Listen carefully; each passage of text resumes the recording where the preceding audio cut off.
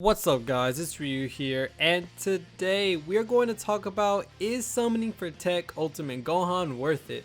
Now in this video I will be talking about any possibility that could come up with Gohan and also the units on the banner considering the future banners as well.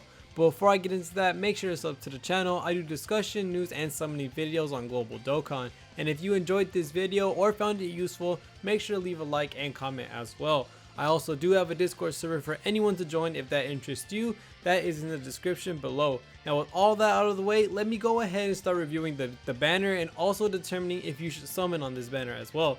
TEQ Gohan's banner consists of TEQ Gohan in Supreme Kai, AGL Bardock, but we know he should be replaced with In Future Gohan, as AGL Bardock has already been on Strength Vegeto's banner and In Future Gohan fits the theme and hasn't came back since his initial banner. Physical Piccolo, In Kid Goku, AGL Metal Cooler, and Strength Ultimate Gohan.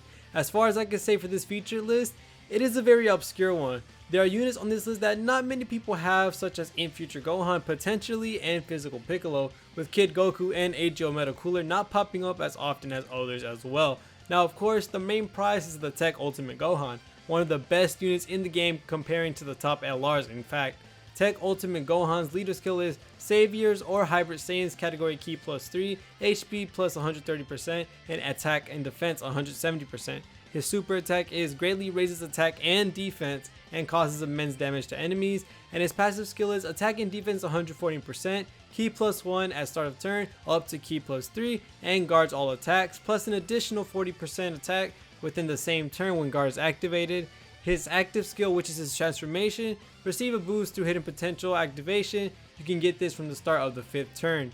Now his categories are Hybrid Saiyans, Resurrected Warriors, Majin Buu Saga, Goku's Family, Siblings Bond, Revenge, Rapid Growth, and Saviors. Now when he transforms into Ultimate Gohan, his super effect becomes greatly raised attack for 1 turn and causes immense damage with a medium chance of stunning the enemy. His passive becomes key +3 and attack and defense 158%. Guards all attacks plus an additional attack of 58% for the rest of the battle when guard is activated. Attacks against all types are effective against all types when facing one enemy and those who are at 58% or more as well, or when there's a Majin Buu Saga category enemy period. Now what I'm going to say is that you're not going to be pulling for his Savior category. It is very lacking and not plentiful at all for you to want to warrant running that team in the first place. If Ultimate Gohan is going to be your lead, you're most likely going to be leading for Hybrid Saiyans, which has a multitude of leaders such as Strength Ultimate Gohan and In Future Gohan, who are both going to be on the banners most likely. Well now, you must be wondering, why should I summon for him if he's not going to be leading any of the teams he leads? Well, you can still lead a Hybrids team with him easily, but the sheer power and defense this unit has behind him says it all. Not only does he have a really good stat boost turn 1, the second he gets hit, his guard activates against all attacks now, and with his guard activated, you are still going to get another attack buff activated as well. And not only that, if you get him into Ultimate Gohan, which isn't a hard turn restriction to get that, you're going to hit effective against all types if they are over 58% HP, or all times if they're a Majin Buu Saga enemy. The sheer defense and attack land him to be one of the best units in the game easily. He excels in pretty much any area you throw him in due to his stacking attack and defense at the same time, and his guard and is effective against all types behind him. Now with the main unit being one of the best units in the game easily that you can see, what else is there in acceptance to summoning? Well, the Supreme Kai is really good as well. His leader skill is Patara, category key +4, and it's HP attack and defense 100%. With greatly raised defense for 1 turn, and he causes supreme damage with a high chance of stunning the enemy. And he has passive skill is key +2 and attack and defense 120%.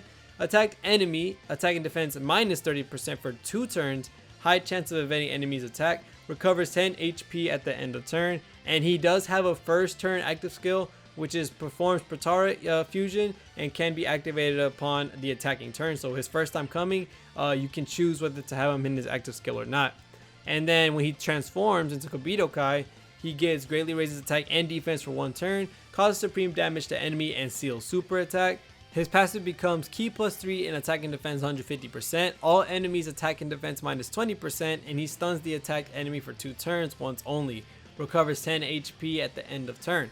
Now he's on Realm of Gods, Majin Buu Saga, Patara, and Joint Forces as well. This unit is pretty much what do I want with this character in that type of turn situation, with him having the option to be a stunner and more defensive based unit, or a more hard hitting unit who can seal. no matter what, he will definitely get any unit you put after him a really good damage buff for lowering the defense and help them tank a bit more with lowering the attack from the enemy as well. Pretty much, this is a more super battle road oriented type unit with all the stunning and stealing and dodging going around. Although this unit won't be on many teams as he doesn't support or is a main hitter, he definitely shows his worth in harder events such as SBR and ESBR. Now with the new units explained out as how good they are, what about the rest of the featured units? Well, in this case, you have many obscure units that aren't featured as much as the next. Well, units like Piccolo and in future Gohan will be the main other prizes because not a lot of people have these units, but there's a thing that you could really do with them so that you don't have to summon for them, which is spend red coins to pick them up. But I personally recommend that you don't, as you could wait for Tanabata to pick up a fusion or even the 6th tier for Strength Vegito and Buhan, which are amazing characters on their own. But with the coins as well, pretty much all of the units on the banner besides Cooler are units you would run in a team and not really for the lead. No one really runs these units as a friend, so some of their teams are, very niche as well, and this causes people not to be able to run them. So most of these units on the banner besides Cooler, you are going to be putting on a team and not really your leader. So should you summon? Well, there is one thing I have to mention that many may not take into account. There could be discounts like 30, 40, 50, or however they split the stones before giving a featured unit at the last step. Now, if they do this, I don't care what you're saving for, you have to summon on this, as this is extreme value to possibly pull one of the best units in the game at pretty much discounted rates. Your job as a global player is to use the advantage that being a global player has, which is those discounts. Plus, there are a lot of units on this that many won't have, so if you're one of them, it's a good time to possibly pick one of them up. But now with discounts all out of the way, there will be some tickets associated with this as well. We have no idea how it's going to work at the moment, but in my opinion, I really think it's going to be the Pilaf Trove most likely. But with these tickets, this could mess up if they're going to be discounts in the first place. But back to the pressing question, is this banner worth it overall?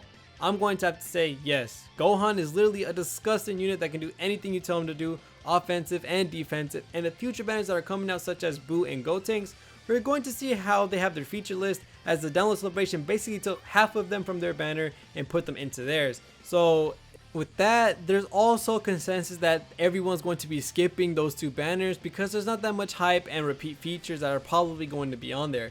It's a shame because I think these banners are better than, yes, I'm going to say it, the LR Blue Bros and the Jiren. Now I know I triggered some people just now by saying that, but listen, looking at Gohan's banner and the LR Blue Boys banner, you have to see where I'm coming from. From most of the units on the Blue Boys banner, besides the return of Beerus since his first banner, and the LR Go Bros, which are really good LRs, you have to see the other units have been repeated so much in so many different banners. These units are basically trash and fodder and all that type of stuff. Now there will be people that don't have every single one of these units, but if you played this game for a long time, I guarantee you have a good amount of dupes or you pulled every single one of these units. And those saving for Jiren as a free to play, remember, Jiren is a legendary summon banner. He's still an LR that's not a Dokkan Fest featured. You can't buy him a red coin, so I'm going to leave it at that. Now, of course, summon for who you want, but the final answer is yes. Gohan is worth summoning on in terms of value and what you could get. And also, I think he has more value than a lot of the banners that are coming out very soon. We haven't seen Frieza's banner that's going to be coming out on JP, but for now on Global, for what we know right now, I still do think that Gohan's banner has a lot more value than a lot of the other banners coming out in the future. So if you want to leave some comments below letting me know what you think, I'd love to see them. But other than that, thank you all so much for watching all the way to the end, and thank you my YouTube members, which are Mist, Ikigai, LR Gurn King, Ultra Ultimate 90, Noah L, Psycho, Hefe777, Spitznaz, Mijeni, and Suku, Brian V, Oblivion, Jiren the Grey, CBT Lover, Ned Plays, and the Black Knight 06. I appreciate all of you so very much. This just allows me to keep making videos and pushes me to continue doing so. So thank you all so very much. And thank you my Discord Nitro boosters. Allowing the community to have more perks with your boost means a lot, and I appreciate that so very much as well. But other than that, see y'all in the next one, and peace.